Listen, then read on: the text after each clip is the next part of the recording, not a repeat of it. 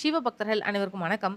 தொடர்ந்து அபிராமி அந்தாதி பார்த்துட்டு இருக்கோம். பார்க்காதவங்க இந்த வீடியோட 2 ஸ்க்ரீன்ல பிளேலிஸ்ட்ல அபிராமி அந்தாதி அப்படின்ற தலைப்புல பின் பண்ணியிருப்பேன். உங்களுக்கு எப்போ நேரம் இருக்கோ அப்போ பாருங்க. இன்னைக்கு பாடல் 41லேருந்து பாடல் 60ஓட பொருள் விளக்கம் பத்தி பார்க்க போறோம். ஸ்க்ரீன்ல தெரியிற பாடல பாருங்க. பாடல் 41ஓட பொருள் விளக்கம்.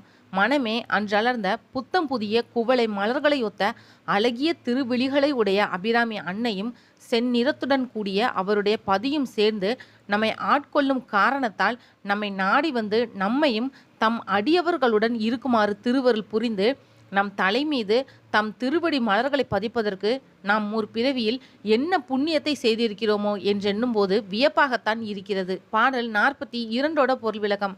அளவில் பறந்து பருத்தனவாயும் ஒன்றோடொன்று இணையாய் காணப்படுவனவாயும் தளர்ச்சியின்றி செழித்தும் குலைந்தனவுமான கொங்கைகளாகிய மலைகளின் மீது அழகிய முத்து மாலையை அணிந்தவாறு ஈசனின் வன்மை மிகுந்த நெஞ்சத்தை தாம் எண்ணியபடியெல்லாம் ஆட்டி வைக்கும் உறுதியையும் அதற்கு ஏற்ற பேரெழிலையும் படைத்த தேவி நல்ல பாம்பின் படத்தைப் போல அல்குலையும் இனிமையான வாய் சொற்களையும் வேதமாகிய சிலம்பையும் உடையவளாவாள். பாடல் 43ஓட பொருள் விளக்கம்.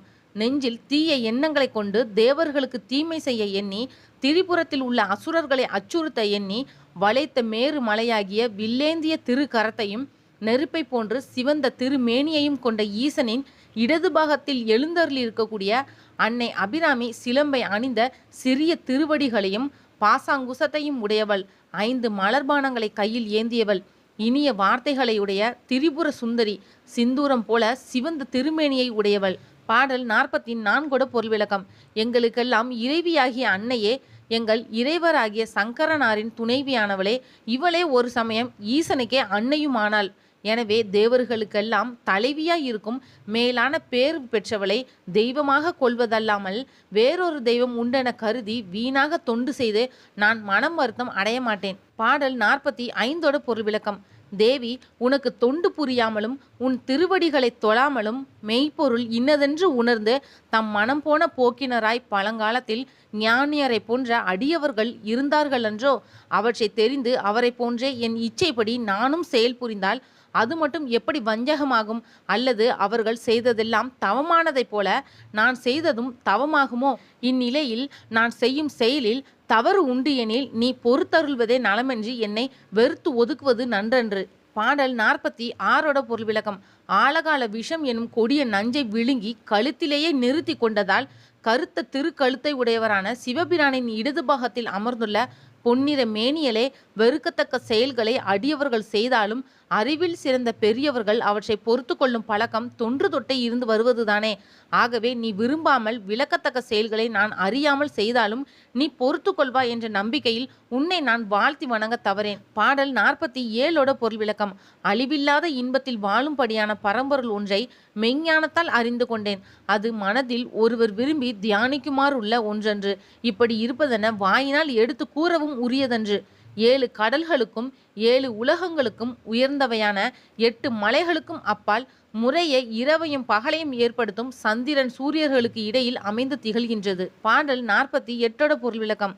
ஒளி வீசி திகழும் கலைகளை உடைய பிறையை தரித்த சடையடர்ந்த திருமுடியை உடைய மேருமலை போன்ற சிவபிரானுடன் இணைந்து மனம் கமலும் பசுங்கொடியான அபிராமி தாயை தம் நெஞ்சில் தியானித்து அதனால் தங்கள் துயரங்களிலிருந்து விடுபட்டு ஒரு கண்ணிமை பொழுதாவது பேரானந்த நிலையில் இருப்பவர்கள் மீண்டும் இந்த தோளும் இரத்தமும் குடலும் தசையும் கொண்ட உடற்கூட்டை விரும்பி பிறப்பார்களோ?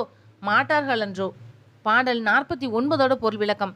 யாழின் நரம்பை பொருத்திய கருவியில் இசை வடிவமாய் எழுந்தருளி நிற்கும் அபிராமி தாயே, உடம்பாகிய கூட்டில் குடிபுகுந்துள்ள உயிரானது பிரம்மன் குறித்த நாளில் கூற்றுவன் வந்து கவர்ந்து செல்லப்பட உள்ள அந்த வேளையில் அரம்பையும் தேவ மகளிரும் சூழ்ந்து நின்று சேவிக்கப்படுபவளாகிய நீ ஓடோடி வந்து வளையல் அணிந்த உன் அழகிய திருக்கரத்தால் எனக்கு அபயமுத்திரை காட்டி அஞ்சாதே என்று திருவாய் மலர்ந்தருளி ஆதரிப்பாயாக.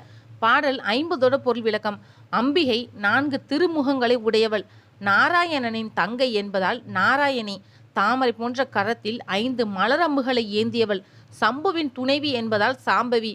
இன்பங்களை தருபவளான சங்கரி. பச்சை நிறம் பொருந்தியவளாய் இருக்கிறதுனால சாமலை. வாயிலே நஞ்சை கொண்ட பாம்பை மாலையாக அணிந்தவள். ஒரு சமயம் வராக தோற்றத்துடன் தரிசனம் தந்ததால் வராகி. சூலத்தை ஏந்தினவள் என்பதால் சூலினி. மதங்க முனிவரின் திருமகள் ஆனதால் மாதங்கி என்ற பல திருநாமங்களால் அழைக்கப்படும் புகழை உடைய அபிராமியின் திருவடிகள் என்றும் நமக்கு பாதுகாப்பாய் இருந்து காக்க வல்லவை. பாடல் 51 பொருள் விளக்கம். பொன், வெள்ளி, இரும்பு ஆகியவற்றினால் கட்டப்பட்ட கோட்டைகளே, மெய்யான செல்வம் என எண்ணிய 3 அசுரர்களின் வலிமையும் அற்று போகுமாறு செய்த சிவபிரானும் திருமாலும் கூட உன் திருவடியை சரணடைந்தோம் என்று வந்து நின்று வணங்கக்கூடிய நிலையிலுள்ள தலைவியான அபிராமி தாயின் அடியவர்கள் இறப்பு பிறப்பு ஆகிய 2 நாளும் ஒரு நாளும் துன்பமடைய மாட்டார்கள். பாடல் 52 பொருள் விளக்கம். பிறை சந்திரனை சிரசில் சூடிக்கொண்ட பெருமானின் அழகிய தேவியாகிய அபிராமி தாயே, தேர், குதிரை, மதம் கொண்ட யானை, மாபெரும் மணிமகுடம், நவ மணிகளால் ஆன அழகிய பல்லக்கு, பிற மன்னர்கள் கப்பமாக செலுத்திய பொற்குவியல், விலைமதிப்பு மிக்க பொன்னாரம் ஆகிய உன் அழகிய அணிகலன்கள் எல்லாம் தவம் புரிந்து உன்னை வணங்கும் அடியவர்களுக்கு கிடைத்த பெரும் பேறுகளாகும். பாடல் 53 பொருள் விளக்கம். சின்னஞ்சிறிய இடையிலேயே தேவி உடுத்தியிருக்கும் சிவந்த பட்டாடையையும் மிக பெரிய மார்பகத்தையும் அவற்றின் மேல் அணிந்த அழகிய முத்து மாலையையும் பிச்சி மலர் சூடப்பட்ட கரிய கூந்தலையும் 3 திருவிழிகளையும் தம் உள்ளத்திலேயே வைத்து தியானிப்பவர்களுக்கு இதைவிட பெரிய தவம் என்று வேறொன்றும் இல்லை. பாடல் 54 பொருள் விளக்கம். அடியவர்களே, செல்வர்களை தேடி சென்று உங்கள் ஏழ்மை நிலையை கூறி அவர்களால் இழிமொழிகளால் ஏசப்படும் நிலைக்கு நீங்கள் செல்லாமல் இருக்க வேண்டும் என்ற நினைவு உங்கள் நெஞ்சத்தில் இருக்குமானால் நாள்தோறும் உயர்ந்த தவத்தை கல்லாத இழி குணத்தவர்களிடம் தோழமை கொள்ளாத பெருமை மிக்க நிலையை அளித்த திரிபுர சுந்தரியின் திருவடிகளை நாள்தோறும் தொழுது மகிழ்வீர்களாக. பாடல் 55 பொருள் விளக்கம். பல்லாயிரம் மின்னல்கள் ஒரு திருமேனியாய் உருப்பெற்று விளங்குவதை போன்ற கோலத்தை உடையவளும் அடியவர்களின் உள்ளங்களில் எல்லையற்ற மகிழ்ச்சியை ஏற்படுத்துபவளும் அரிய வேதத்திற்கு முதலும் நடுவும் முடிவுமாகி விளங்கும் அபிராமி தாயை இந்த உலகத்தவர் நினைத்தாலும் நினையாமல் இருந்தாலும் அவர்களெல்லாம் அன்னைக்கு வேண்டப்படுவது யாதொன்றும் இல்லை. பாடல் 56 பொருள் விளக்கம். ஏக பரம்பொருள் என்கிற ஒரே பொருளாகிய பராசக்தியாய் முதலில் தோன்றி பின்னர் பல பல சக்திகளாக விரிந்து இந்த உலகெங்கினும் நிறைந்து நின்றவளாய் அந்த அனைத்து பொருள்களில் இருந்தும் நீங்கியும் நிற்பவளுமாகிய அபிராமி அன்னை என் நெஞ்சில் மட்டும் நீங்காமல் நிலை பெற்றிருப்பதென்ன வியப்பு.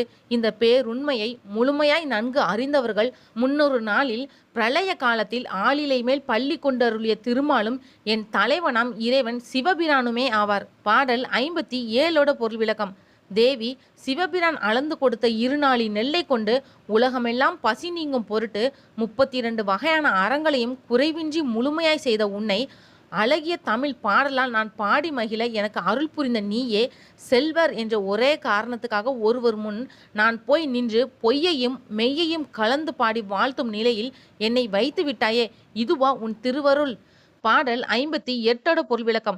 செந்தாமரை மலரிலும் என் உள்ள தாமரையிலும் எழுந்தருளி இருக்கும் தாமரை அருமை போன்ற தன பாரத்தை உடைய அம்பிகையின் அழகு மிகுந்த கருணை திருவிழியான தாமரையும் திருமுக தாமரையும் திரு கரமாகிய தாமரையும் திருவடி தாமரையும் அல்லாமல் என்னை காக்கவும் அருள் புரியவும் வேறோர் அரண் இருப்பதாக நான் எண்ணவில்லை. பாடல் 59 பொருள் விளக்கம். கரும்பையும் மலரையும் முறையே நீண்ட தனி வில்லாகவும் 5 அம்புகளாகவும் கொண்டு நின்ற அபிராமி அன்னையே, இதை தவிர எனக்கு வேறொரு பற்றுக்கோடும் இல்லை என உணர்ந்தாலும் உன்னை தியானம் செய்யும் தவ வழியில் என் மனத்தை செலுத்த நான் முயலவில்லை. பஞ்சை மிதக்கவும் அஞ்சும் மெல்லிய அடிகளை பெற்றுள்ள தாய்மார்கள் தாம் பெற்ற மழலை செல்வங்கள் ஏதேனும் தவறு செய்தாலும் தண்டிக்க மாட்டார்கள். பாடல் 60 பொருள் விளக்கம். பாலை விட மேலான இனிய சொல்லையுடைய தேவி, குளிர்ச்சி பொருந்திய தாமரை போன்ற உன் திருவடிகளை பதிக்க திருமாலும் மற்ற தேவர்களும் வணங்குமாறு நின்ற கொன்றை மலர்களை சூடிய சடா மகுடத்தின் மேலிடத்தையும் விட கீழே நின்று பாடும் வேதங்கள் 4ஐயும் விட எளியவனான என்னுடைய நாற்றமுடைய நாய் தலையை போன்ற தலையை தேர்ந்தெடுத்த உன் செயல் மிக நன்றோ. இதோட பாடல் 60 பொருள் விளக்கம் முடிஞ்சது. அடுத்த ஒரு பதிவில் மீதி இருக்க பாடலோட பொருள் விளக்கம் பற்றி பார்க்கலாம். இந்த வீடியோ உங்களுக்கு பிடிச்சிருந்தா மற்றவங்களுக்கு ஷேர் பண்ணி விடுங்க. இன்னும் அம்மன் பற்றின நிறைய தகவல்களுக்கு மறக்காம சேனலை சப்ஸ்கிரைப் பண்ணுங்கள். மற்றும் ஒரு நல்ல தலைப்பில் நான் உங்களுக்கு சந்திக்கிறேன். நன்றி.